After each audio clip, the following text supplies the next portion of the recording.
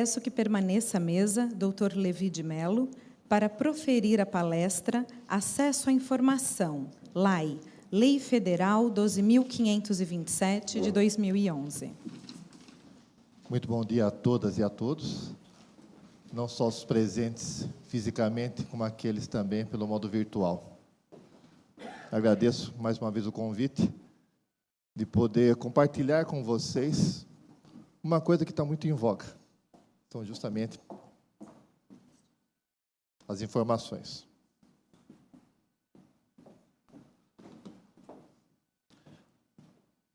Mais uma lei a ser implementada, que, de certa forma, pegou a todos de surpresa. Mas é uma boa lei, para não dizer uma ótima lei. O que é informação? Quem aqui que nunca precisou de uma informação, não só do poder público, mas do modo geral? Informação ela está muito ligado a poder e a necessidade. Quem pede uma informação, quem necessita de uma informação, carece de alguma coisa. E é complicado quando você precisa de uma informação e não sabe onde buscar. Pior ainda quando quem tem a informação se recusa a fornecer. É uma coisa delicada. Pior ainda quando quem se recusa a fornecer ou dificulta esse fornecimento da informação é o poder público. O que fazer? É um problema só nosso? Não. Isso é um problema mundial. Por isso que, em certos momentos da história, muitos países acabam desenvolvendo a sua legislação de modo a facilitar o acesso de qualquer pessoa às informações que, porventura, ele produziu, guardou ou está custodiando. No mundo, o primeiro país que teve uma lei da transparência, tratando justamente do acesso, foi a Suécia, em 1766.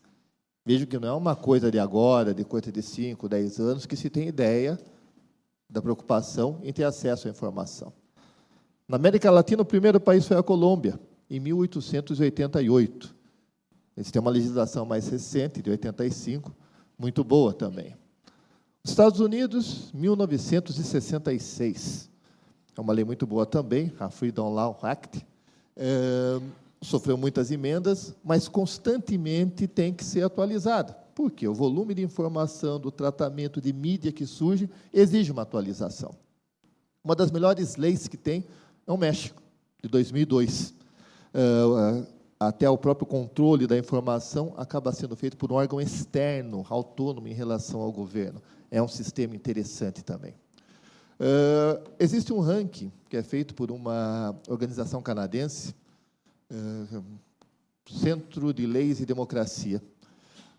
Esses são 93 países que já dispõem de lei da transparência. O Brasil, na primeira avaliação que foi feita, já ocupa o 15º lugar. O país onde tem uma lei mais transparente, eu até fiquei surpreso, é a Sérvia. Em segundo lugar, vem a Índia tal, e outros países. Para ter uma ideia, o Reino Unido é 25º, Estados Unidos, 30º alguma coisa. Então, a lei brasileira, muito embora tenha demorado para vir ao mundo, é uma das melhores que se tem. A preocupação com a informação. A própria ONU, ao elaborar a Declaração Universal dos Direitos Humanos, em 48, já trazia isso. Artigo 19. Tanto é que artigo 19 é até o nome de uma ONG. Todos têm direito à liberdade de opinião e de expressão. Esse direito inclui a liberdade de expressar opiniões sem interferência e de buscar, receber e transmitir informações e ideias por quaisquer meios e sem limitações de fronteira. Feita essa declaração, bom, mas isso foi a ONU que fez. Os países têm que se submeter a isso. Para isso existem os pactos internacionais, firmados com os países interessados, principalmente com a democracia e o controle. No Pacto Internacional, artigo 19, toda pessoa terá direito à liberdade de expressão. Esse direito incluirá a liberdade de procurar, receber e difundir informações e ideias de qualquer natureza, independentemente de considerações de fronteiras, verbalmente ou por escrito, em forma impressa ou artística, ou por qualquer outro meio de sua escolha. Convenção das Nações Unidas contra a Corrupção, de 2003. Cada Estado-parte deverá tomar as medidas necessárias para aumentar a transparência em sua administração pública, procedimentos ou regulamentos que permitam aos membros do público em geral obter informações sobre a organização, funcionamento e processos decisórios de sua administração pública. Organização dos Estados Americanos, Declaração Interamericana dos Princípios e da Liberdade de Expressão. O acesso à informação e poder do Estado é um direito fundamental do indivíduo. Os Estados estão obrigados a garantir o exercício desse direito. Esse princípio só admite limitações excepcionais, que devem estar previamente estabelecidas em lei, para o caso de existência de perigo real e iminente que ameaça a segurança nacional em sociedades democráticas. O Brasil, como não poderia ser, também firmou esse pacto. O Pacto Internacional de Direitos Humanos aplica-se aqui no Brasil, entrou no nosso sistema, e na nossa Constituição de 88, previu expressamente, no capítulo que trata dos direitos e garantias fundamentais, o direito ao acesso à informação. O artigo 5º, 33. Todos têm direito a receber dos órgãos públicos informações de seu interesse particular ou de interesse coletivo ou geral, que serão prestadas no prazo de lei, sob pena de responsabilidade, ressalvadas aquelas cujo sigilo seja imprescindível à segurança da sociedade. Vamos esmiuçar um pouco esse dispositivo. Todos. Esse todos, obviamente, no sentido mais amplo possível. Então, Levi, seriam só pessoas físicas ou pessoas jurídicas? Todos, pessoas jurídicas também. Só jurídicas de direito privado ou jurídicas de direito público? Também é de direito público. As empresas têm direito a obter informação. E as pessoas físicas? Seria como nação popular? O cidadão tem direito? Cidadania se exerce pelo voto. Então, só seria cidadão aquele que pode votar. Então, uma criança não teria direito à informação? Sim, tem direito. Todos têm direito à informação. A receber dos órgãos públicos informações de seu interesse particular ou de interesse coletivo ou geral. Bastaria que se dissesse, independentemente de interesse, que essa é uma grande mudança na cultura. Hoje, até então, antes dessa lei, um pedido de informação vinha com a seguinte pergunta: para que você quer isso? Hoje não há mais a necessidade desse tipo de pergunta, e dependendo da situação, essa pergunta pode ser até vista como um certo constrangimento ao fornecimento daquela informação, que serão prestadas no prazo da lei. Não havia uma lei específica para tratar da transparência, para tratar efetivamente da lei do acesso. Haviam algumas leis quanto ao fornecimento de um outro documento, mas não uma lei específica tal qual essa que veio agora. Sob pena de responsabilidade. E aí sim que eu vou falar mais adiante, que é a parte que eu mais atuo, já que eu sou procurador de Estado de carreira. Atuei os últimos 12 anos só em procedimentos disciplinares, e no último ano estou justamente na Corregedoria Geral da Administração. De que adianta você impor uma obrigação, assegurar um direito ao particular, e diante de uma restrição, diante do constrangimento, diante de uma negativa indevida, ficar por isso mesmo? Não, será responsabilizado. A própria lei determina isso, e aqui em São Paulo nós temos, vamos ver mais adiante, o nosso regramento, como que é feita essa responsabilização. Ressalvadas aquelas cujo sigilo seja imprescindível à segurança da sociedade e do Estado. Por óbvio, existem algumas informações, a gente vai ver mais adiante, que se trata justamente da sigilação. Dependendo da natureza da informação, do risco da divulgação dessa informação, poderá ser feita uma restrição. Isso é assegurado pela Constituição e pelos próprios pactos internacionais. Levi, só o artigo 5º que trata do acesso? Não. O artigo 37 da Constituição, no capítulo que fala da administração pública especificamente, também faz a referência. Artigo 37, parágrafo 3º. A lei disciplinará as formas de participação do usuário na administração pública direta e indireta, regulando especialmente o acesso dos usuários a registros administrativos e a informações sobre atos de governo, observado o disposto no artigo 5º, 10 e 35. O fato de nós podermos acessar a administração pública permite um efetivo controle do que se passa dentro da máquina. Imaginemos que, como moradores de nossas casas, se nós não soubéssemos o que se passa dentro da nossa própria casa, Fica difícil de gerenciar isso. Mesma coisa no poder público. Há necessidade de se ter esse acesso. O artigo 216, que trata da parte da cultura, cabe à administração pública, na forma da lei, a gestão da documentação governamental e as providências para franquear sua consulta a quanto dela necessite. Na maior parte das vezes, a documentação, as informações se encontram documentadas. O difícil na cultura que está se implantando não é fornecer a informação, mas sim onde está essa informação. Sem que se tenha preocupação em arquivar, em armazenar, em zelar por essa informação, com certeza será difícil lá na frente fornecer a quem precisar. São Paulo, no tocante aos entes federativos, se continua muito bem à frente no tocante ao trato da documentação, principalmente por conta do trabalho realizado aqui pelo Arquivo Público. Chegamos, finalmente, à Lei 12.527, de 18 de novembro de 2011. Deu para perceber que não é só depois dela que a coisa se tornou pública. Tem todo um histórico por detrás disso. A ideia dessa lei, no início, era simplesmente regular o acesso à informação no âmbito do governo federal. Só que daí viram que era muito boa a lei e, opa, peraí, isso não pode funcionar só no governo federal. Vamos estender para os outros entes da federação, estados, município e Distrito Federal.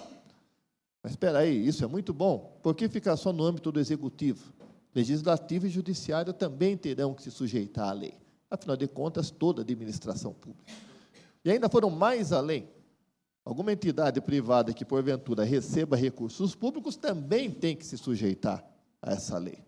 Então, acabou realmente cercando bem, pegando todo mundo. O mapa da lei, esse mapa foi elaborado pela Controladoria Geral da União, dá um perfil da nossa lei de acesso à informação.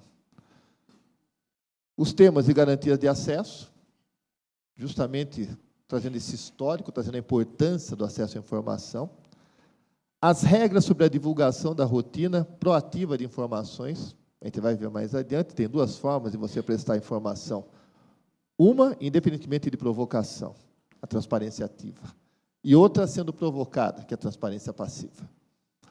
O processamento dos pedidos de informação, há necessidade de se ter um regramento, há necessidade de se ter um procedimento regular de se prestar essa informação, até para que possamos verificar quando esse procedimento não estaria sendo cumprido. Direito de recurso à recusa de liberação de informação. Então, não podemos esquecer que a administração pública, um dos princípios que rege é justamente o princípio da hierarquia, onde cada um, nessa pirâmide hierárquica, está numa situação de infraordenação e subordinação. A sua decisão estaria sujeita a um órgão superior, a uma autoridade hierarquicamente superior, para revisar justamente aquela informação que, eventualmente, pode ser que esteja errada. As exceções ao direito de acesso, que trata justamente do sigilo, o tratamento de informações pessoais, que é um tratamento também muito superficial, já que existe um outro projeto de lei que para tratar especificamente das ações, das informações pessoais, e a responsabilidade dos agentes públicos, ou seja, de que adianta ter tudo isso se ninguém cumpre? Não, terá que ser responsabilizado. O que a transparência fez dentro da administração pública, no tocante à informação? Eu gosto dessa imagem porque realmente colocou parede de vidro, tal qual um reality show, onde tem câmera para todo lado, para se saber o que acontece ali dentro, menos em alguns espaços que são reservados. A administração, ela realmente tem que ser transparente. Agora, o que nós poderemos ver? Que tipo de informação que está ali presente? A lei de acesso, ela serve para verificar, principalmente, se tem alguma irregularidade. A lei de acesso propriamente dita, ela não conserta a irregularidade. Vamos dar um exemplo, puxar para a área médica. A mulher está grávida e vai fazer um ultrassom. O médico responsável pelo ultrassom, ele vai examinar a barriga da mulher e vai dizer, opa, aqui tem um nenê, ou aqui não tem um nenê. Ele não vai pegar e fazer Photoshop, não, aqui vamos fazer um desenho aqui e colocar uma criança, ou vamos apagar essa criança que está aqui. O ultrassom vai servir justamente para detectar se tem ou não um nenê. Se essa informação é boa ou má, se a mulher está contente ou não, se o suposto pai está contente ou não, aí é outra história. Mas o médico, ele não tem o direito de mudar essa informação. Ele vai prestar aquela informação que existe. Ele não vai criar uma informação. Ele não precisa produzir e ir atrás de uma informação. Se nós pararmos para pensar, imagine no sistema penitenciário, a gente costuma dizer, ouvir por aí, comerciante é ladrão. Ah, então tá bom. Então, de todos os presos no estado de São Paulo, aproximadamente 200 mil detentos, quantos foram comerciantes? E vamos imaginar que alguém faça um pedido dessa natureza para a SAP, Administração Penitenciária. A menos que a SAP já possua um relatório, um censo com essa informação, a SAP não seria obrigada a parar o sistema penitenciário e perguntar para cada um dos 200 mil presos se ele já foi comerciante ou não. A resposta a um pedido dessa natureza seria: não dispomos no momento dessa informação, até porque nunca houve demanda nesse sentido. Dada a relevância do tema, provavelmente no próprio censo penitenciário, onde é feito um questionamento para os presos, será acrescentada essa pergunta. Essa é a informação de agora. Eu não tenho que parar o que eu estou fazendo para produzir, para compilar aquela informação. Ou eu tenho informação, ou eu não tenho informação. Prosseguindo. O acesso à informação, a questão da transparência ativa e a transparência passiva. Transparência ativa. O próprio governo se dispõe a passar essas informações ao público, independentemente de provocação. Divulgação de informações por iniciativa do setor público, independentemente de qualquer solicitação. O Estado de São Paulo dispõe de vários sites. transparenciasp.gov.br, Cidadão SP, Contas Abertas, Prestando Contas. Existem vários sites onde o Estado, independentemente de provocação, já coloca. Ah, Levi, mas isso nem sempre foi assim. Até porque nós não tínhamos a possibilidade de acesso como a internet. Não vai muito tempo, há uns 20 anos atrás, lembro quando entrei na Procuradoria, informação sobre concurso público, nós tínhamos que correr atrás de um órgão público, geralmente alguma escola ou a biblioteca municipal, para ter acesso ao diário oficial, para obter uma informação do que se passava no governo. Quem que nunca precisou correr atrás disso? Hoje em dia, temos a internet para isso. Muito mais fácil, muito mais acessível. Não há desculpa para não ter esse acesso. Então, através justamente do instrumento da mídia, da internet, é possível, então, ser transparente, se mostrar, expor as informações disponíveis para quem bem entender e usar da melhor maneira que quiser. Além da transparência ativa, nós temos também a transparência passiva. Divulgação de informações em atendimento à solicitação da sociedade. Os pedidos já eram feitos. Quem necessitava de uma informação para o poder público, comparecia ao seu modo à secretaria, ao balcão, ao posto, e enfrentava algumas dificuldades, porque não havia um padrão, não havia um procedimento, efetivamente, de como se fazer isso. A lei da transparência trouxe esse procedimento. Ele é baseado principalmente, aqui no estado de São Paulo, no SIC, www.sicsp.gov.br, onde todos os pedidos de informações podem ser feitos, não só feitos, mas controlados, fiscalizado o seu cumprimento, certo? Além da transparência, o grande problema que nós enfrentamos na implantação da lei diz respeito a mudar a cultura de acesso.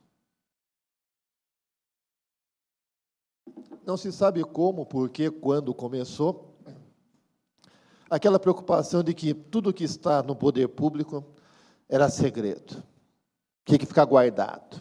Ninguém podia saber, só a máquina podia saber. Para divulgar, eu tenho que perguntar para o chefe se isso pode ser divulgado ou não. Obviamente, à luz do que nós vimos dos direitos e garantias fundamentais, não só do Brasil, como do mundo todo, isso não se justifica mais. Mas isso, infelizmente, já está impregnado, principalmente dentro da administração pública. Não que nós sempre quiséssemos não divulgar informação, mas, de certa forma, era essa orientação. Isso tem que mudar. Ao invés de ficarmos numa posição defensiva, a pessoa, o cidadão, vem pedir uma informação e nós ficarmos, vou dar ou não essa informação, vou localizar ou não essa informação, nós temos que ficar ao lado dessa pessoa. Opa, vamos obter essa informação juntos. Vamos ver onde é que está essa informação.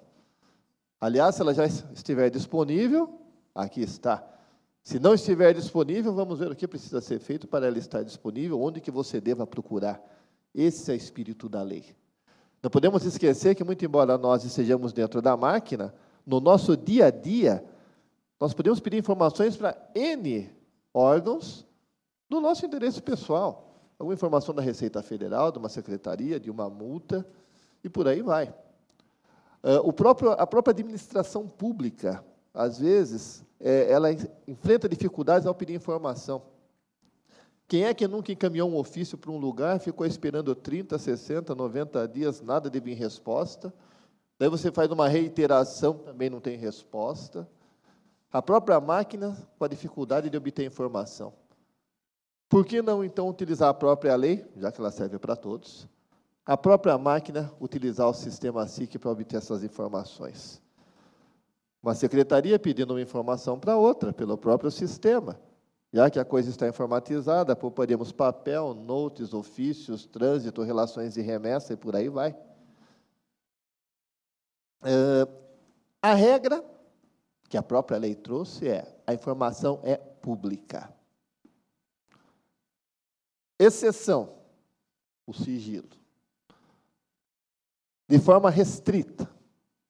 Por quê? Irá contrariar um direito fundamental previsto na Constituição. Então, tem que ser muito bem estabelecida como seria essa restrição.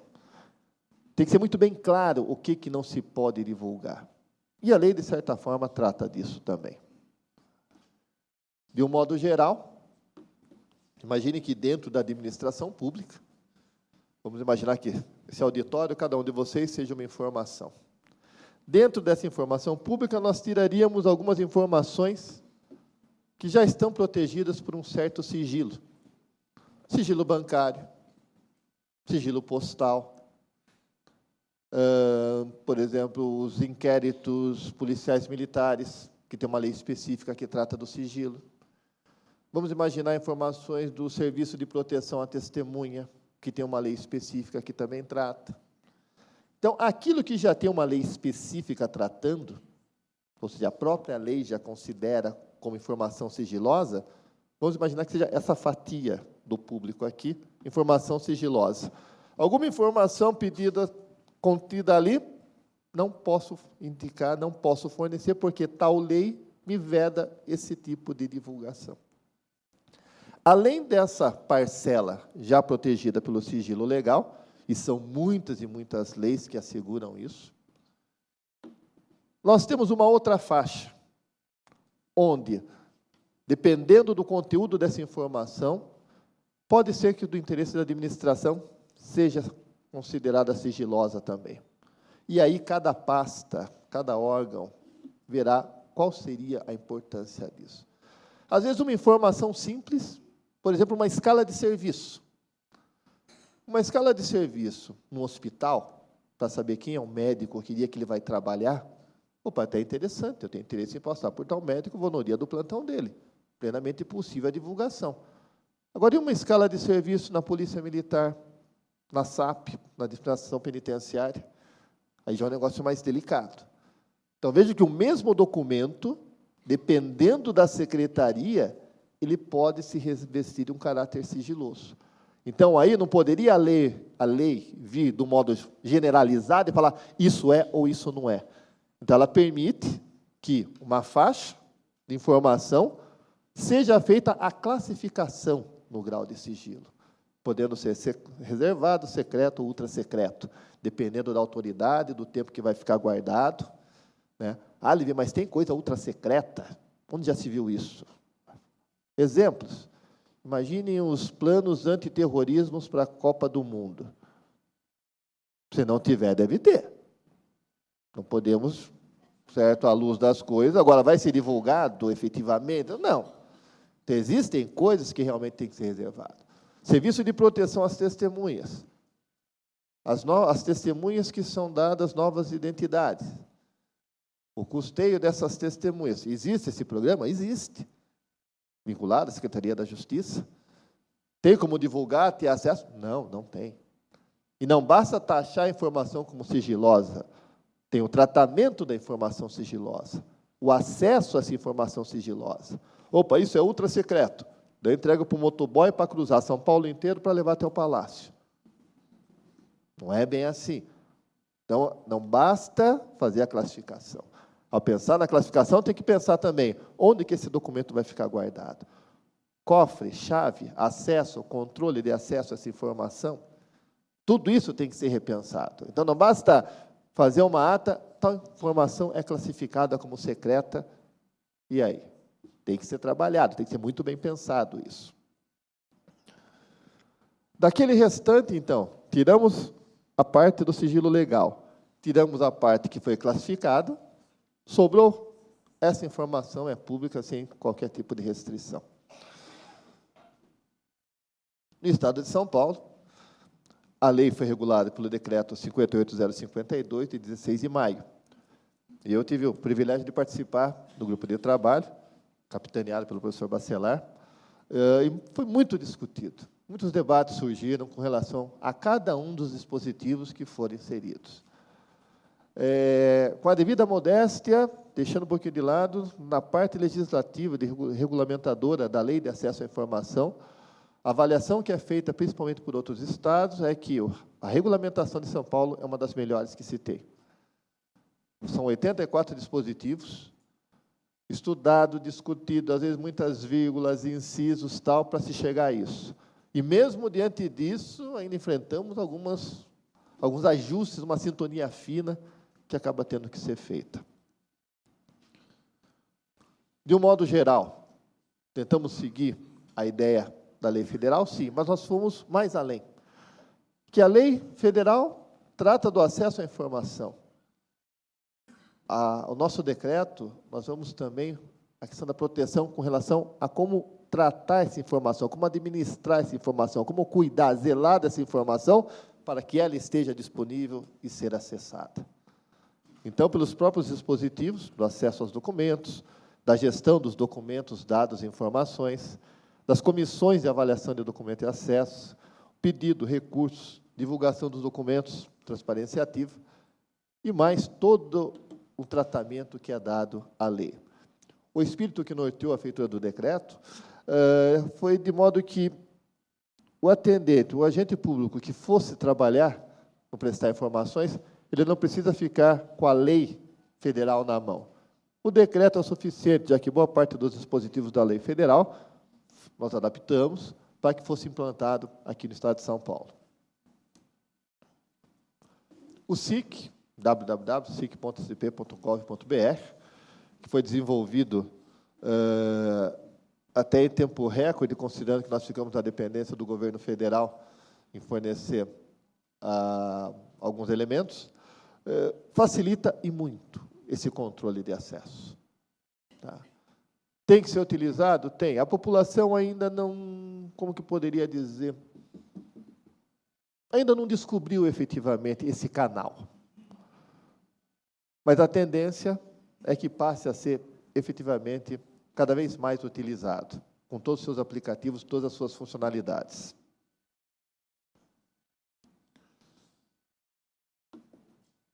Se não cumprir, é uma parte que alguns não gostam, eu gosto. Não que eu seja carrasco, mas é a parte da responsabilização.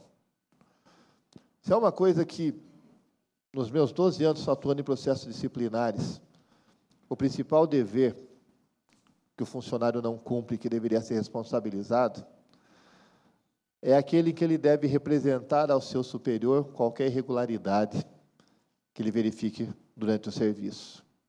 Por quê? Ninguém melhor do que aquele agente que está na base, aquele que tem contato com o público, que tem o primeiro acesso a um problema. Se ele não resolve, se ele não comunica ao superior o que fazer, ele impede esse mecanismo de conserto. Então, ele vê que está um vazamento num setor lá, ele deixa vazando. Aquela torneira está pingando, certo? Está indo água, daí dá para não, mas está vazando faz 2, 3 meses já. E ninguém viu. Ah, viram, mas ninguém sequer comunicou. É uma coisinha básica. Qualquer irregularidade tem que ser passada adiante. Isso vai acontecer muito agora nas informações. Alguém pede uma informação, opa, não tem essa informação. O que foi feito com essa informação?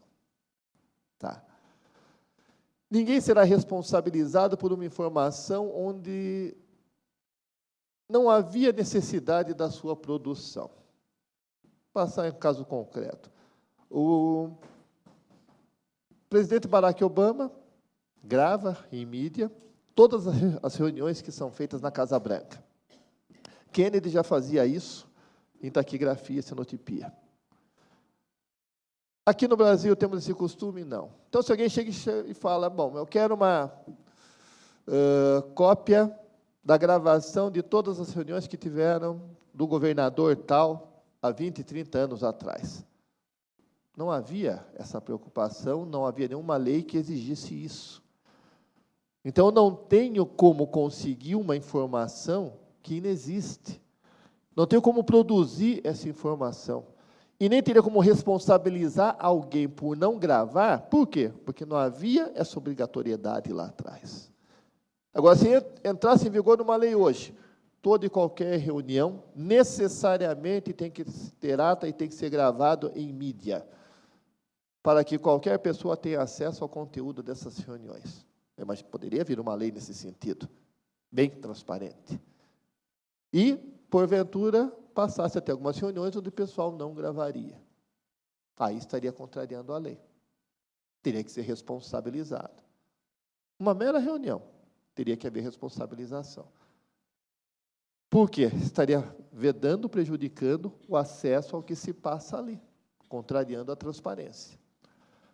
No tocante à responsabilização trazida tanto pela lei como pelo decreto, parte-se da seguinte ideia: existe a informação, mas de alguma forma tentam driblar a sua divulgação ou o seu acesso.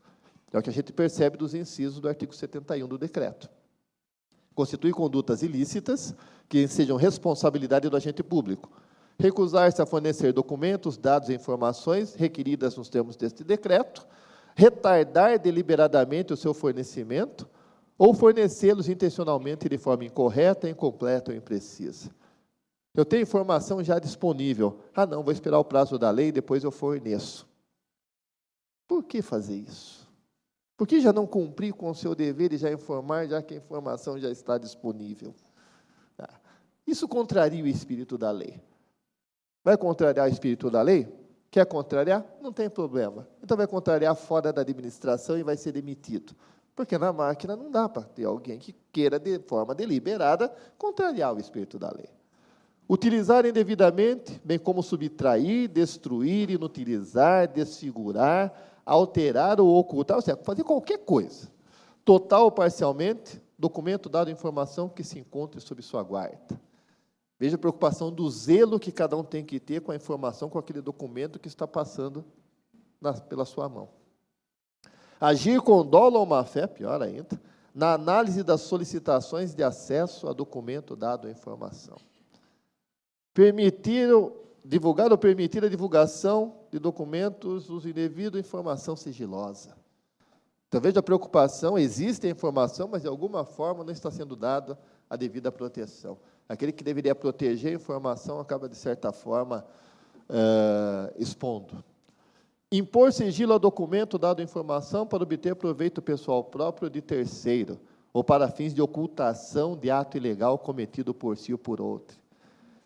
Vejam que esses dispositivos não pegam aquela pessoa que está enfrentando dificuldade para localizar uma informação. A preocupação da lei em pegar pesado é com aquele que, tendo a informação em mãos, dá um tratamento indevido. Na prática é isso. Será punido imediatamente? Não. Contraditório e ampla defesa é assegurado. O próprio parágrafo 1º do artigo 71. Atendido o princípio do contraditório, da ampla defesa e do devido processo legal, as condutas descritas no caput deste artigo serão apuradas e punidas na forma da legislação em vigor, que a gente vai ver mais adiante.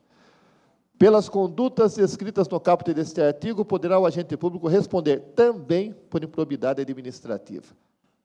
Então, a responsabilização aqui é no sentido de que esse funcionário não serve mais para o serviço público, então ele vai ser descartado, vai ser demitido, porque ele não se pauta, não se pratica uma conduta que é a que se espera de um servidor. No tocante, mas ele tem que pagar a indenização pelo prejuízo que causou, a questão da improbidade também será apreciada, mas terá que ter um expediente disciplinar necessariamente para apurar isso. 72. O agente público que tiver acesso a documentos, dados ou informações sigilosos, nos termos desse decreto, é responsável pela preservação de seu sigilo, ficando sujeito às sanções administrativas, civis, penais previstas na legislação. Então, não é só no âmbito disciplinar, pode ser demitido, sim. Ele pode ser sujeito a uma ação de indenização pelo prejuízo que, porventura, causou, pela divulgação de uma informação que era tida como sigilosa, eventualmente pode também. Aspecto criminal, também. Os agentes responsáveis pela custódia sujeitam-se às normas referentes ao sigilo profissional em razão de ofício e ao seu código de ética específico, sem prejuízo das sanções legais. Então, vejo que, reafirmando novamente, a preocupação com cada documento. Cada agente público, pouco importa se é chefe ou não, ele tem a responsabilização em relação a cada documento que passa sobre a sua mesa. Por isso que, se a documentação é taxada como reservada, tem algum grau de sigilo, tem que ser devidamente identificado. Porque o tratamento que eu vou dar a esse expediente é diferente daqueles outros que eu posso deixar em cima da mesa, acessível.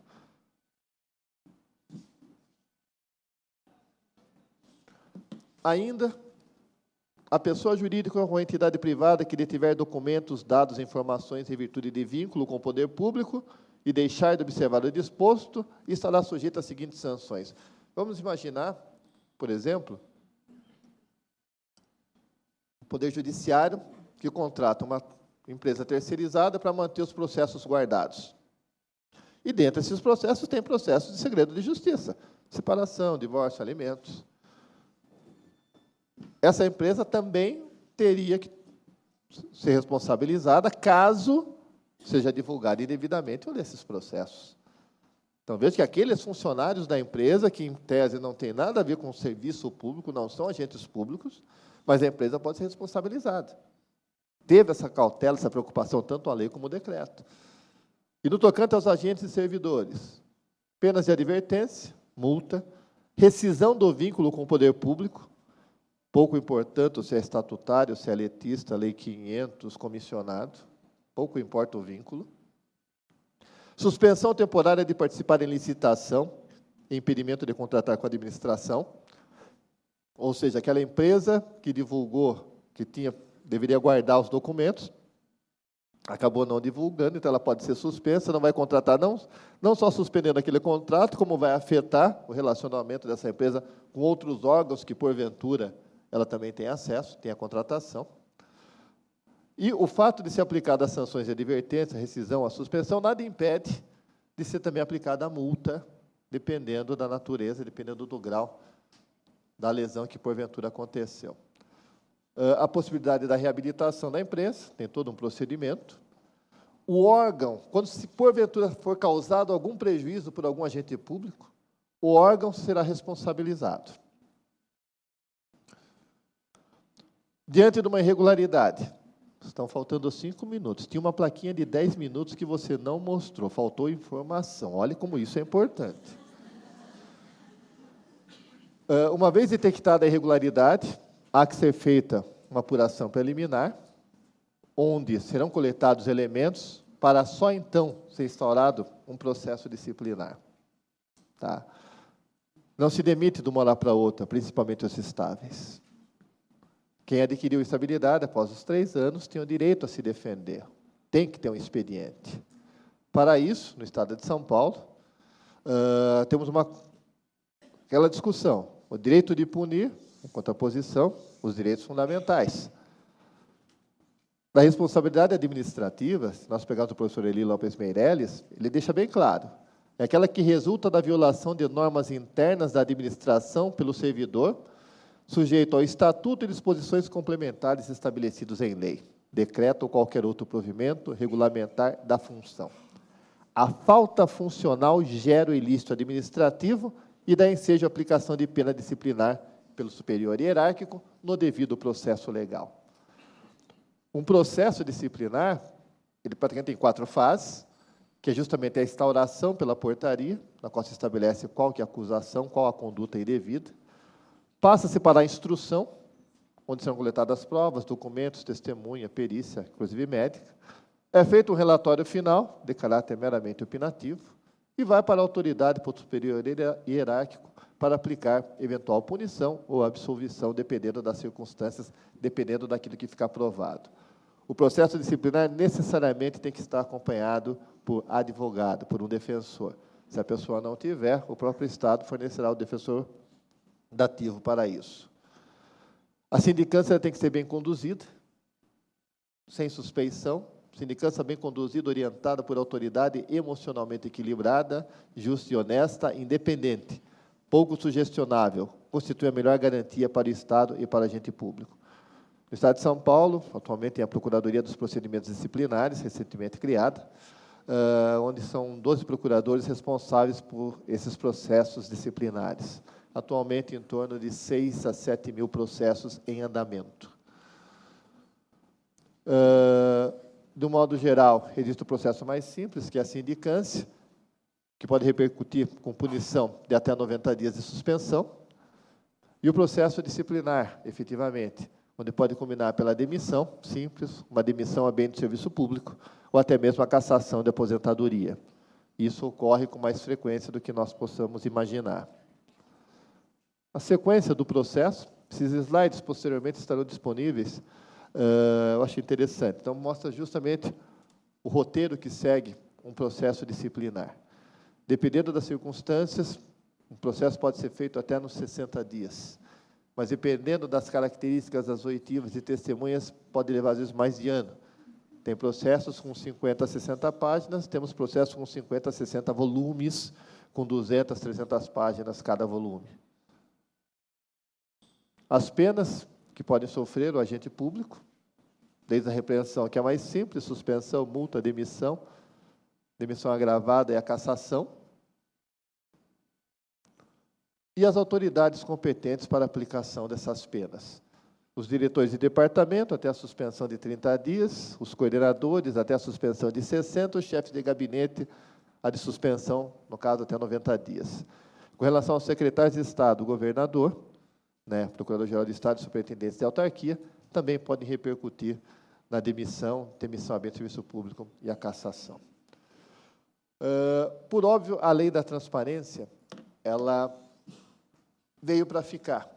Tal qual o Código do Consumidor, quando veio em 90, alguns disseram, isso é lei para o primeiro mundo, onde já viu colocar prazo de validade em fruta. Hoje em dia, passados bons anos desde a implantação, nós vemos o quanto que mudou a cultura. Uma criança, ela experimenta uma bala, está ruim, ela já fala, troca. Ela sabe que ela tem o direito a isso. O direito à informação. Há necessidade também da mudança dessa cultura. As pessoas vão ter mais liberdade e vão estar mais seguras ao pedir informação do poder público. E o poder público, através de seus agentes, tem que ter a consciência dessa transparência e que ele tem o dever de prestar essa informação. Demorará para ser implantado? Demorará. Não é uma coisa que se faz do dia para a noite. Mas são através de procedimentos como este seminário e outros que, porventura, ainda virão, que essa lei passará realmente a ser implementada, fazendo jus, então, àquele direito à informação, aquele acesso à informação previsto na Constituição. A todos, muito obrigado.